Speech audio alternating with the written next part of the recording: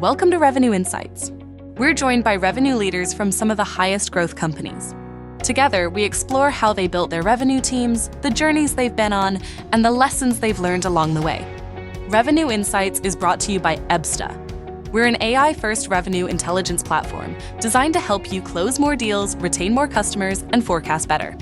Enjoy the podcast.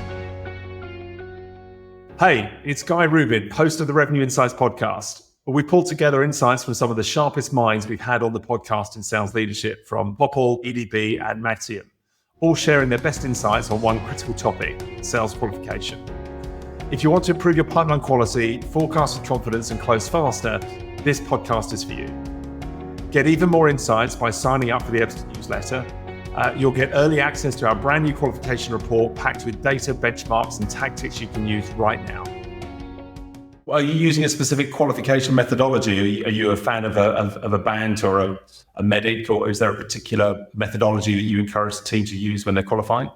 I do. So I can't tell you how many sales trainings I've been to over the year, how many books I've read, right? I mean, there's been more than I can remember. I've gone through MEDDIC, definitely. The list goes on, but the one that I subscribe to the most is Acxiom Sales Kinetics. It used to be called Acxiom Salesforce Development, but hands down, there's not a close second to Acxiom. It's incredible, and they have basically a very simplified 4-step process. Their second step is the qualification process, and so we use their qualification process to make certain that our salespeople are utilizing their time wisely and not spending it on non-qualified opportunities. Yeah, so we use the MQL to SQL model, and it doesn't qualify within SQL unless it hits a certain threshold scoring, right? And so the ICP is part of that threshold scoring model. And so if they're not adding up, maybe their digital behavior is indicating they have a high propensity to buy, but if their ICP is not appropriately aligned, then they usually don't hit the threshold to go to SQL, so the sales are executing on them. Yeah, so I mean, it's been wonderful because, first of all, I encountered it in the early 2000s, right? The type of sales training where you go to a weeks-long sales training, you're bought in, you have every intention in the world of using it. They give you a 25-pound 3-ring binder. You go back, you put it on top of your cube, and it does nothing but collect dust, regardless of your intention of using it. So I've seen Acxiom really go through from sticking with this incredible methodology that they have. There's not anything close to it, to evolving and focusing only on adult learning concepts. And so now their deployment method and how we deploy Acxiom is much more applicable and meaningful to the people who are using it, because instead of deploying it all in 1 week, it's deployed via their SaaS platform in small bite-sized chunks, just 15 to 20 minutes each week. And so now the adoptability, right, the buy-in, their ability to execute it, the salespeople that is significantly higher than it ever was in the past. And then so going to their methodology, it really comes down to 4 items, right? So you have prospecting, qualifying, presenting, and then handling and overcoming objections. I believe that we're both real advocates of the MEDDIC methodology.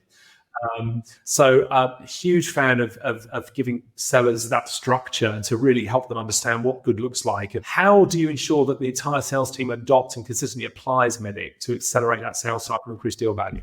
When you look at salespeople, it's really hard because you have to be optimistic and you have to be extremely paranoid at the same time. So that could be the definition of being crazy, but you have to do those things. So you have to believe in what you're doing, but at the same time, question all the time what you're doing.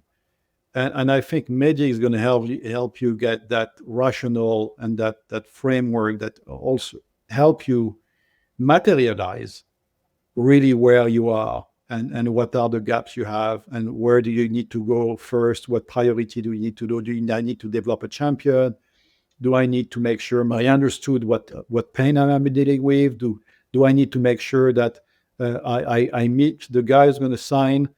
All those things, MEDDIC tells you where you are and what you have to do next. Now, back to your question, MEDDIC has been, everyone talks about MEDDIC, and sometimes people say MEDDIC is a methodology where we all know it's not. It's a qualification methodology, not a sales methodology. And a lot of people, by reading MEDDIC, think they get it, right? And because it's easy to understand. But there's a big difference between understanding MEDDIC and making it second nature in every engagement you have with your customers. Because this is where it makes a difference. Once you're back at the office, if you ask yourself, oh, is this guy a champion? It's too late. You've left the room. It's important when you are in the room and when you question around the table, who can be my champion? Who are the one or two guys that can be my champion? And how I'm going to do to make sure I develop those people. So I think the challenge with MEDDIC is not understanding it, but is making sure it gets inside a second nature of the rep. And that takes time. It takes time, but back to your point, it also takes alignment in the organization to make sure the SEs, the CSM, the renewal managers, the reps, everyone speaks with the same language. So the way I've approached that is, instead of rolling MEDDIC, I've approached it by reading one by one, which is almost a letter for first quarter, a letter another quarter, starting with what I think is, we would dispute is champion or identify pain, the most important one. I think identifying the pain is probably the first one that has to go, because if there's no pain, there's no reason for you to spend time here and the customer to spend time with you. Make sure people really get that. Once you get that, you move to the second one. And that works. I often say to my team, I say, if there's an RFP, probably someone has already written it and you're not going to win it, right? If there's a budget, probably somebody has already built the budget and it's not for you.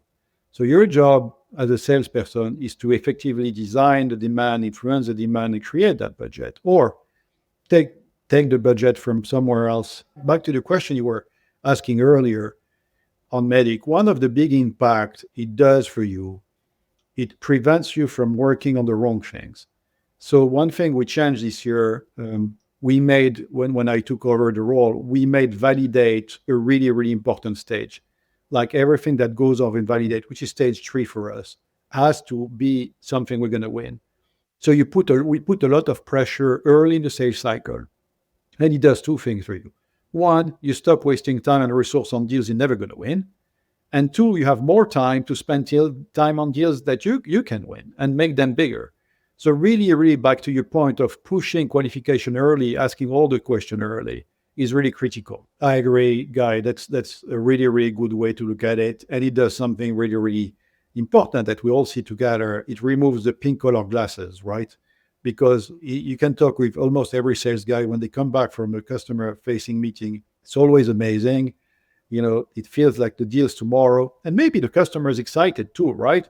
But the reality, it's not. And having that other pair of eyes that give you other view and forensics on what happened is really, really good coaching element for the rep, but also for the first time who's dealing with him. So those systems are really, really important going forward. I think having a tool that they can really leverage, right? Like, great if I can coach, but I can't sit next to every single seller that's struggling 24 hours a day while they're there. And so having those sorts of tools where they can almost self-manage and identify, like you mentioned, hey, we're really struggling to qualify correctly. Great. I can go back and review my calls and say, hey, did I qualify that deal correctly? Or, hey, I have a deal that's in the works. Is this thing at risk? And I don't have to rely on my sales leader to come in and tell me that, yeah, this is a problem. I can actually go in and start to learn some of those things for myself. And so I think having the right tools in place where not only is it identifying things for leadership, but also for the actual people on the ground and helping them with that efficiency can help close the gap there. But it is a big problem, I think, that is facing a lot of organizations. Thanks for tuning in. If you found this compilation valuable, here's how to take it further. The all-new Qualification Insights report is packed with data from thousands of deals showing what top-performing teams do differently to qualify better and win more. Sign up to the Ebsta newsletter now at ebsta.com/newsletter, and you'll be the first to get it. Don't miss out. Thanks for listening to Revenue Insights from Ebsta. If you want to learn more from some of the brightest minds on how to predictably and efficiently grow revenue, then subscribe to our newsletter. We'll deliver actionable insights straight to your inbox. Go to ebsta.com/newsletter. See you soon.